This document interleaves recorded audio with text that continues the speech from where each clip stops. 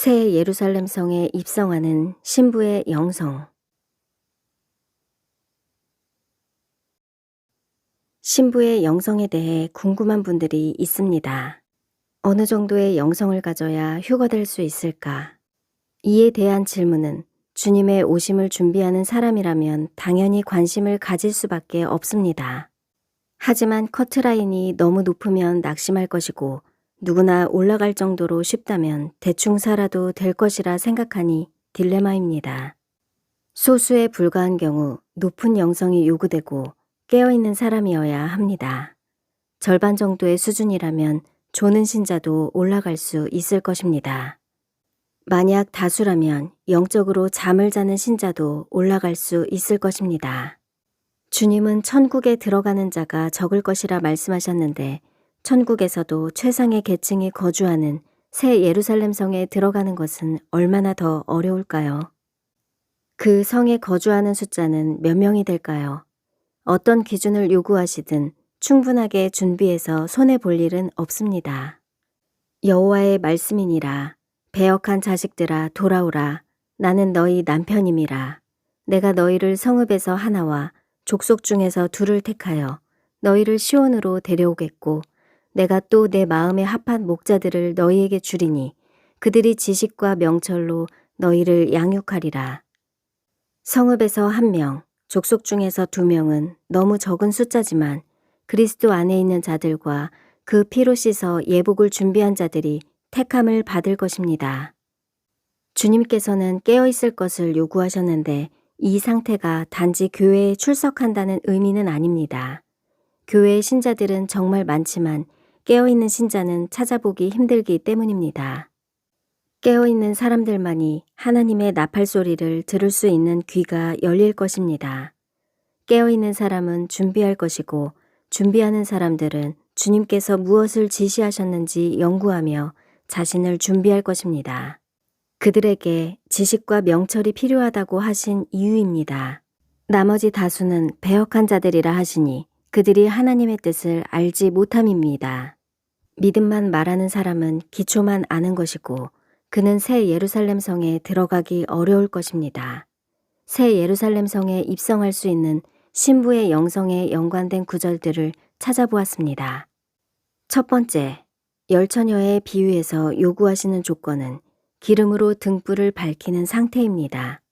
기름과 등불은 여러 가지를 상징합니다. 성령으로 충만한 상태나 하나님의 말씀, 세상에서 빛된 행실 등입니다. 미련한 처녀들이 실패한 이유는 이것들을 몰라서가 아니라 신랑의 귀환이 지연되어 마음이 느슨해졌고 등불이 꺼져갔기 때문입니다. 슬기로운 영성을 유지하는 비결은 기도와 말씀으로 항상 깨어 있어야 합니다. 또 열처녀의 비유는 타이밍의 중요성을 강조하고 있습니다. 그들이 하나님의 시간에 준비되지 않는다면 그날의 문 밖에 남을 것이기 때문입니다.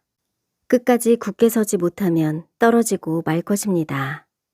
두 번째, 신부의 영성에 관한 말씀은 7교회에게 주신 메시지에서 찾아야 합니다. 요한계시록은 다시 오실 그리스도에 대한 서신이고 교회에게 이것을 주신 목적이 아무래도 그날의 주님을 맞이하라는 것이 하나님의 간절한 뜻이기 때문입니다. 7교회에 대한 메시지는 그동안 귀가 따갑도록 여러 번 울렸기 때문에 알고 있을 것입니다. 첫사랑, 합당한 모습, 인내, 깨끗한 옷, 연단받은 믿음이 강조되었습니다. 하지만 무엇보다 중요한 것은 휴거 빌라델비아 교회가 취했던 방식입니다. 그들은 인내하며 신부로 준비하는 일을 계속했다는 사실이며 슬기로운 처녀들도 계속 준비하는 것이 비결이었습니다. 세 번째는 첫 열매의 특징으로 일러주신 14만 4천 명의 자격 기준입니다. 이들도 휴거자와 같이 처음 익은 열매로 분류하고 있습니다. 첫 열매는 순결한 자들이며 주님과 늘 동행하면서 점과 흠이 없는 자들입니다.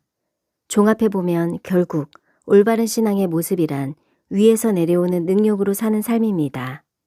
그것은 쉬지 않고 평생 기도하는 것과 이를 통해 성령의 충만함과 임재 안에 계속적으로 머무는 상태입니다.